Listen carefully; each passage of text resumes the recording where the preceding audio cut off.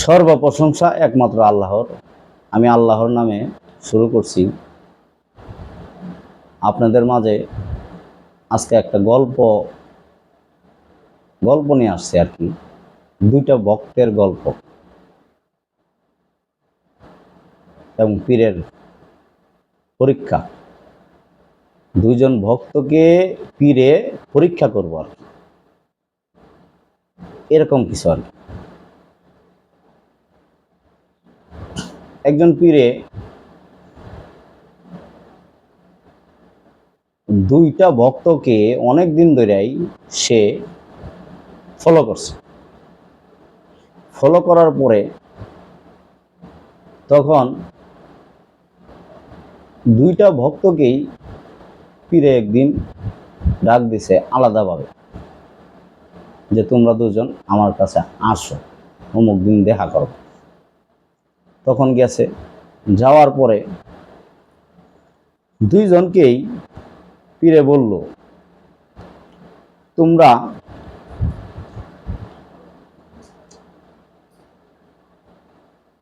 কুরআন শিখো এবং কুরআন পড়ো এবং কুরআন মানুষকে শিক্ষা দাও। তখন এক ভক্ত এই কথাটা শুনে সে কি করলো, বের হয়ে গেল। বের হয়ে কি করলো, কাগজের যে কোরআন আছে সেই কোরআন তার কাছে আনলো।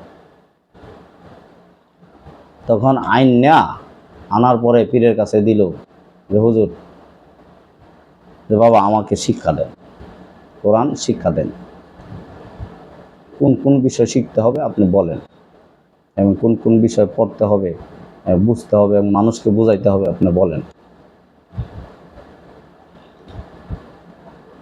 আরেকজন ভক্ত বৈশাই রইল, কিছু বলেন।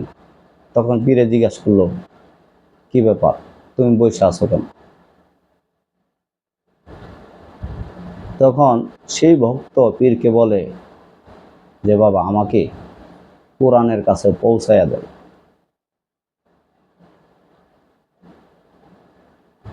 সেই ভক্ত বলতেছে যে আমাকে কোরআনের কাছে পৌঁছাইয়া দেন, আমি কোরআনের কথা শুনব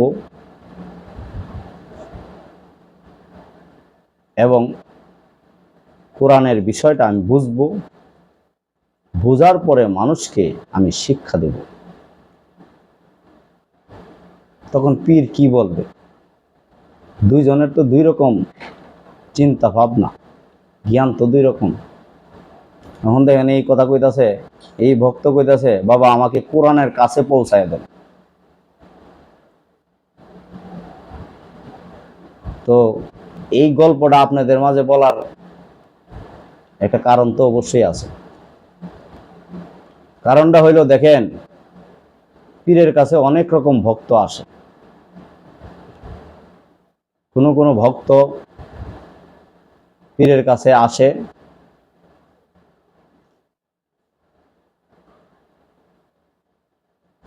কোনো কোনো মানুষ, সাধারণ মানুষের কথা কই আর কি, ভক্ত তো অন্য বিষয়, ভিন্ন বিষয়। গুরু শিষ্য এগুলির অর্থ করতে গেলে অনেক ঊর্ধ্বের বিষয়। আমি এভাবে বলতেছি আর কি, অর্থ করতে গেলে অনেক ভিন্ন বিষয়, অনেক গভীরতা কিছু আছে। তো আমি যে বিষয়টা বলতেছি, যে অনেক মানুষ পীরের কাছে আসে। কেউ আসে দেখবেন এর জিনে ধরছে, সেই বিষয়টা দূর করার জন্য পীরের কাছে আসে। একজন দেখবেন রোগান্বিত হয়েছে, পীরের কাছে আইছে, এর রোগ সারাইতে আইছে। একজন দেখবেন সামাজিক অবস্থায় সমস্যা ভুগতেছে, তার ঘরে আয় উন্নতি হচ্ছে না, সেই আয় উন্নতির জন্য পীরের কাছে আইছে। আবার সামাজিক অবস্থায় অনেকের দেখবেন ওই বিভিন্নভাবে মামলা মোকদ্দমা হয়েছে, এও দেখবেন পীরের কাছে আয়। আবার দেখবেন অনেকে আসে যে পীরে কি বুঝে, কেমনে বুঝে, আসলে এটার ভিতরে কি আছে এর টেস্ট করতে আসে, যে আসলে দেখি এ কতটুকু বুঝে, আসলে ফির না বন্ড ছন্ড, এমন কিছু টেস্ট করতে হয়। আবার এক শ্রেণীর লোক আছে যে পীরের কাছে আসে বুঝতে এবং আল্লাহকে চাইতে, যে আপনার উসিলায় আমি যাতে আল্লাহকে লাভ করতে পারি। এই শ্রেণীর লোক কম, এই শ্রেণীর লোক কম। তো এদের ভিতরেই এরকম মানুষের ভিতরেই দেখেন ভক্তরা কিন্তু অনেক রকম হয়। আরো অনেক কথা আছে, বলতে গেলে অনেক সময়ের দরকার। তো এরকম এই দুইটা ভক্তের ভিতরেই পীরে যখন জিজ্ঞাসা করলো বা বলল যে তোমরা কোরআন শিখো এবং কোরআন পড়ো এবং মানুষকে শিক্ষা দাও, তখন এক ভক্ত কাগজের কোরআন নিয়ে আসলো, আর এক ভক্ত বলল যে আমাকে কোরআনের কাছে পৌঁছায়া দেন, আমি যাতে শিক্ষা নিতে পারি এবং মানুষকে সেই শিক্ষা দান করতে পারি। সেটা কোন কোরআন? কোন কোরআনের কাছে তাকে পৌঁছায় দিতে বলল? পীরকে। ভক্ত এরকমই হওয়া উচিত। আমি মনে করি ভক্ত এরকমই হওয়া উচিত, এরকম জ্ঞানী ভক্তর দরকার।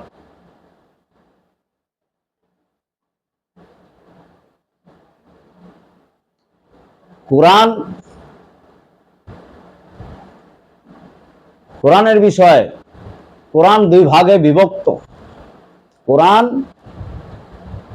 বলতে হয় কোরআনের বিষয়, কোরআন দুই ভাগে বিভক্ত। কয় ভাগে? দুই ভাগে বিভক্ত। একটা হইলো নির্বাক কোরআন, আর একটা হলো বাক কোরআন।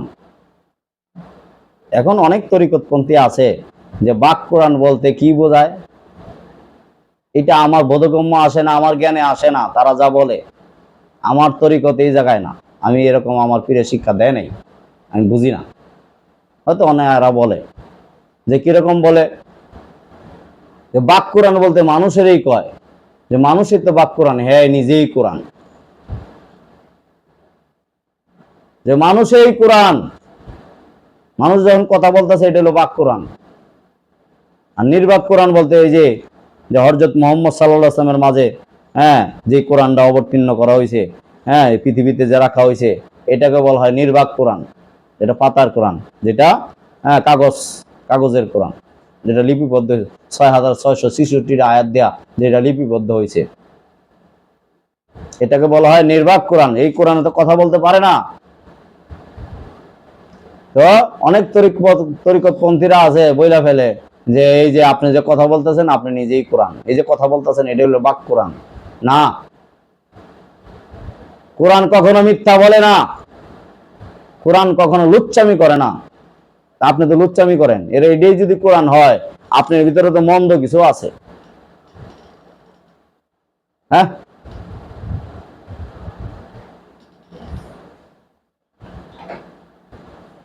আপনার বাক্য দ্বারা ভালো বের হয়, মন্দ বের হয়।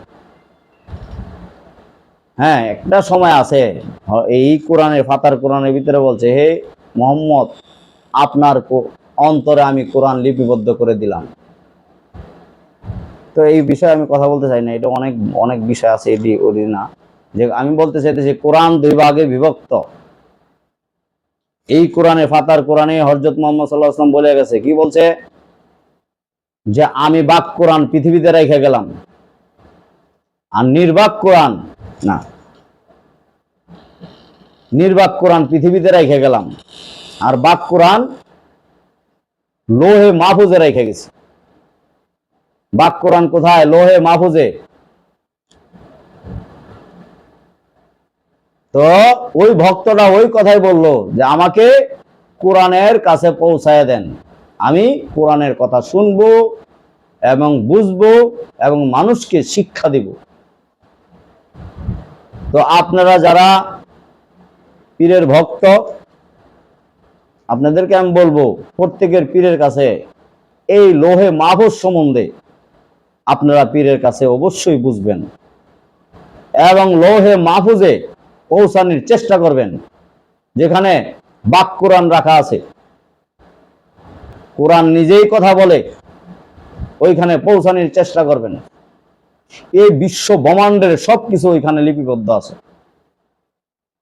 ওইখানে কিতাবও আছে, কোরআনও আছে। কিতাব এক বিষয়, কোরআন আরেক বিষয়। কোরআন শব্দের অর্থ কি? কোরআন শব্দের অর্থ সংবিধান। আপনি ফাতার কোরআন পড়লে দেখবেন যে আইন কারণের মতো কথা হয়, এমন ভাবে কথা কইতাছে একদম যে এগুলি ওই যে সংসদে যেরকম আইন পাশ করে, এই কোরআনও দেখবেন আইন কারণ এরকম কিছু কথা, এরকম কঠোর কঠোর অনেক আইন, শক্ত শক্ত অনেক কিছু রাখা আছে। সব আয়াতের কথা বলতেছি না, অনেক আয়াত দেখবেন যে আইন পাশ করছে এরকম। তো আপনারা সকলের চেষ্টা করবেন ওই ভক্তের মতো হওয়ার। কোন ভক্ত? যে ভক্ত পীরকে বলছিল যে আমাকে কোরআনের কাছে পৌঁছায়া দেন, আমি কোরআনের কথা শুনবো এবং বুঝবো এবং মানুষকে শিক্ষা দেবার চেষ্টা করব। এই কোরআন তো 6666টা আয়াত দিয়া আপনার আয়াত নিয়া এই পৃথিবীতে আগমন করাইছে আল্লাহ। তো ওই কোরআনে অনেক কিছু আছে গোপনীয় বিষয়। ওই কোরআন যখন আপনারা ওইখানে পৌঁছাইবেন, অনেক গোপন কিছু আল্লাহর সৃষ্টির রহস্যর ভেদ অনেক কিছু বুঝতে পারবেন। তখন জীবন ধন্য হবে। প্রত্যেকের পীরের কাছে অবশ্যই লোহে মাহফুজ সম্বন্ধে জ্ঞান অর্জন করেন।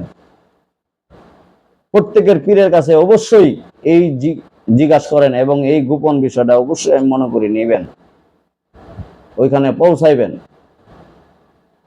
এই কথা বলে, এবং এই আরেকটা বিষয় আছে, এই পাতার কোরআন যে, এই যে কাগজের কোরআন যে, এটা বাদ দিতে আমি বলি না। এই কোরআনের ভিতরে অনেক কিছু আল্লাহ লুকায় রাখছে, অনেক জ্ঞানের কথা লুকায় রাখছে, অনেক বিষয়।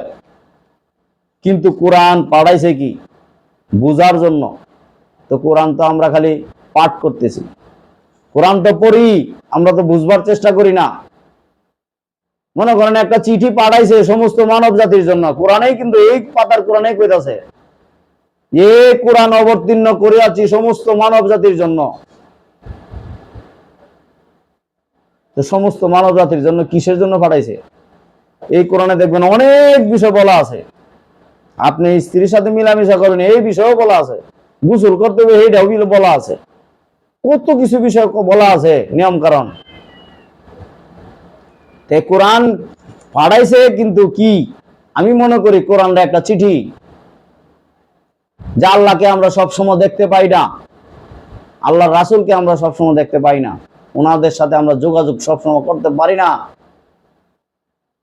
তাই এই কোরআনটা একটা চিঠির মতো পাঠাইছে। চিঠিটা আমরা পড়বো এবং এটা বুঝবো এবং এই নিয়ম অনুসারে আমরা চলবো।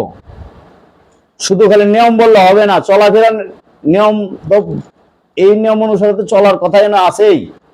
আরো কিছু বিষয় আছে যে আল্লাহকে আপনি কিভাবে আল্লাহ পর্যন্ত পৌঁছাইবেন, এই চিঠির ভিতরে আপনি আছে। এই চিঠির ভিতরে বলা আছে আল্লাহ পর্যন্ত কিভাবে পৌঁছাইবেন, কিন্তু আপনি নিজে নিজে বুঝতে পারবেন না, কখনোই বোঝা সম্ভব না। কেমনে বুঝবেন? আল্লাহ আপনাকে জ্ঞান দিতে হবে, একজন জ্ঞানীর কাছে যাইতে হবে। এই পাতার কোরআনও বোঝা বড় কঠিন। এই কোরআনেই বলছে যে এই জ্ঞানীদের জন্য কোরআন পাঠাইছে। এই কোরআন অবতীর্ণ করিয়াছি একমাত্র জ্ঞানীদের জন্য, ব্যাককলের জন্য কোরআন না, অজ্ঞানীর জন্য কোরআন না। আপনি এই কাগজের কোরআনও ব্যাককলের জন্য না। ব্যাককলের জন্য যদি কইতো বা অজ্ঞানীর জন্য যদি কইতো তাহলে কইতোই আল্লাহ। সমস্ত মানব জাতির জন্য এই কথাটাও ঠিক আছে, সমস্ত মানব জাতির জন্য আছে, কিন্তু শিক্ষণীয় বিষয়টা এটা সবাই পড়ে বুঝবে না। বুঝার কথাটাই বলছে, এই কোরআন অবতীর্ণ করিয়াছি একমাত্র জ্ঞানীদের জন্য। জ্ঞানীরা এটা পড়ে বুঝবো, বুঝছে অমূল্য রতন অর্জন করব। কোরআন থেকে অমূল্য রতন বের করতে পারবে না। নিজের ভিতরে এই কোরআন পড়া, নিজের ভিতরে অনেক কিছু বোঝার আছে, মানব দেহের ভিতরে অনেক কিছু বোঝার আছে। আল্লাহকে আপনি কোথায় খুঁজে বাইর করবেন?